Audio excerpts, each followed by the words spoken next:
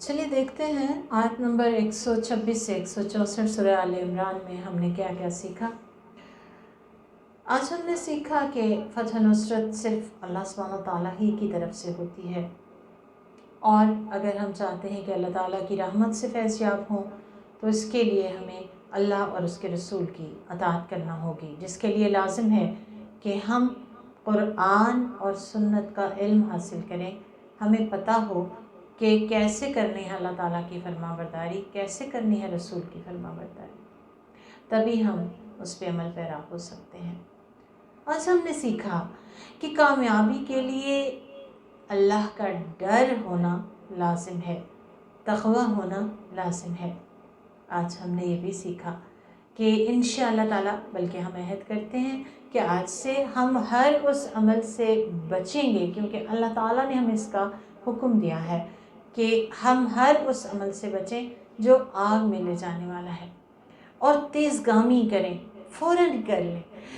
زبردست طریقے سے کر لیں، بھاگ دوڑ کے کر لیں ہر وہ کام جو اللہ سبحانہ تعالیٰ کی بخشش کو لازم کرنے والا اور جنت میں لے جانے والا عمل ہے۔ اس کے لیے بھی لازم ہے کہ ہمیں قرآن اور سنت کی انڈرسٹینڈنگ ہو، سمجھ ہو، تبھی ہم ایسا کر سکتے ہیں۔ خوشی اور غم ہر حال میں انشاءاللہ ہم نے صدقہ لازم دینا ہے، اور اس کو اپنے اوپر لازم کرنا ہے آج سے انشاءاللہ۔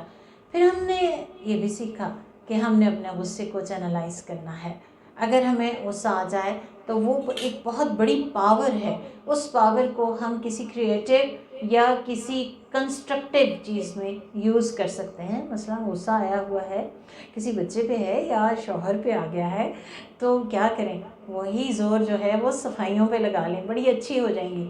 اور جو چیزیں خراب ہیں ان کو چمکا لیں۔ یہ تو ویسے میں ایک ٹپ بتا رہی ہوں، لیکن ہم اپنے غصے کو کس طرح سے چینلائز کریں گے، ہر شخص اس کو اچھے طریقے سے اس کو سوچنا، اس پہ غور کرنا چاہیے، اور پھر اس کو ایک سمت دینی چاہیے۔ پھر یہ ہے کہ لوگوں کو معاف کرنا، اللہ سبحانہ و تعالیٰ ہمیں اس کی توفیق عطا فرمائے۔ اور گناہ ہو جائے، غلطی ہو جائے، جو کہ بحیثیت انسان ہر انسان سے ہو ہی جاتی ہے، تو فوری استغفار کرنی ہے، اور پھر انشاءاللہ تعالیٰ جس گناہ سے اللہ تعالیٰ سے معافی مانگی اس گناہ کو دوبارہ نہیں کرنا، یعنی وہ عمل ریپیٹ نہیں کرنا۔ آج ہم نے سیکھا کہ اگر ہمیں اجر چاہیے، جنت چاہیے، اللہ کی رضا چاہیے، تو پھر اس کے لیے لازم ہے کہ ہم اچھے عمل بھی کریں۔ جیسے آج ہم نے یہ سیکھا تھا نا کہ ابلیس کی ہلاکت دو چیزوں میں ہے، لا الہ الا اللہ میں اور استغفار میں، تو ان کو پکا تھام لے، اپنے ذکر و اذکار میں لازمی کر لیں۔ سستی سے بھی بچنا ہے، غم سے بھی بچنا ہے، اور یہ بھی یاد رکھنا ہے کہ اللہ تعالیٰ کا قانون فطرت یہ ہے کہ دن بدلتے رہتے ہیں۔ جب اچھے دن آ جائیں تو کبھی بھی اتنے کبر میں اور اتنی فرحت میں، ایسی خوشی میں نہ چلے جائیں کہ ہمیں برے دن بھول جائیں، اور برے دن میں آئیں تو کبھی اتنے مایوس نہ ہوں کہ اللہ کی رحمت ہی سے مایوس ہو جائیں، کیونکہ انشاءاللہ اس کے بعد اچھے دن بھی ضرور آئیں گے۔ آج ہم نے سیکھا کہ جنت میں جانے کے لیے اسی دنیا کے اندر ہماری سلیکشن ہو رہی ہے، اور دو چیزوں کو خاص طور پہ نوٹس کیا جا رہا ہے کہ ہماری کوشش کتنی ہے اللہ تعالیٰ کی جنت کو پانے کی، اور پھر ہم میں صبر کتنا ہے۔ آج کا ہمارا جملہ یہ تھا، واللہ علیم بذات الصدور۔ ہم نے اس جملے کو یاد رکھنا ہے، اس کو ریپیٹ کرتے رہنا ہے، اپنے آپ کو یاد کراتے رہنا ہے اگلی نشست تک، بلکہ روز ہی، کہ اللہ تعالیٰ سینوں کے بھید جانتا ہے، اسے خبر ہے میرے دل میں کیا ہے، لہٰذا اپنے دل کو صاف کرنا ہے، چمکانا ہے، شرک کی جگہ توحید کو، اور بدعت کی جگہ سنت کو، اور کبر کی جگہ عاجزی کو، اور غفلت کی جگہ شعور کو لانا ہے، تاکہ اللہ تعالیٰ کرے کہ ہمارا ظاہر و باطن دونوں خوبصورت ہو جائیں، اور پھر ہمارا انجام بھی خوبصورت ہو جائے۔ آج ہم نے بڑی اہم چیز سیکھی کہ وہ موت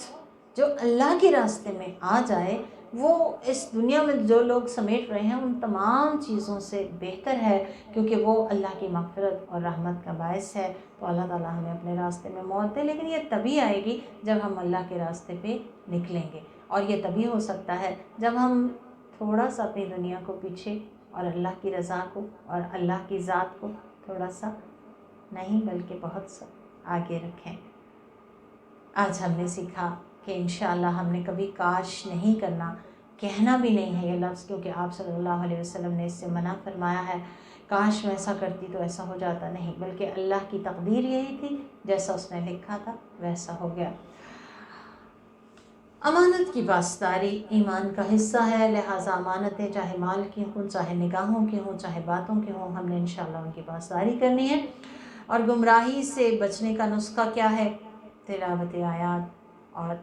ہر طرح کی لفظی، معنوی، حکمی تلاوت، اس کو اپنی زندگی کا حصہ بنانا ہے، اپنا تزکیہ کرتے جانا ہے۔ اور وہ کیسے ہوتا ہے کہ ہم اپنی بری عادتوں کو نکالتے چلے جائیں اور ان کی جگہ اچھی عادتیں ڈالتے چلے جائیں، رسول کے اسوہ کو دیکھتے ہوئے، اور پھر کتاب کی تعلیم اس کے ساتھ وابستہ ہو جائیں اور سنت رسول کی تعلیم اس کے ساتھ وابستہ ہو جائیں۔ اللہ تعالیٰ ہمیں اس کی توفیق عطا فرمائے۔ بارک اللہ فیکم، السلام علیکم ورحمۃ اللہ وبرکاتہ۔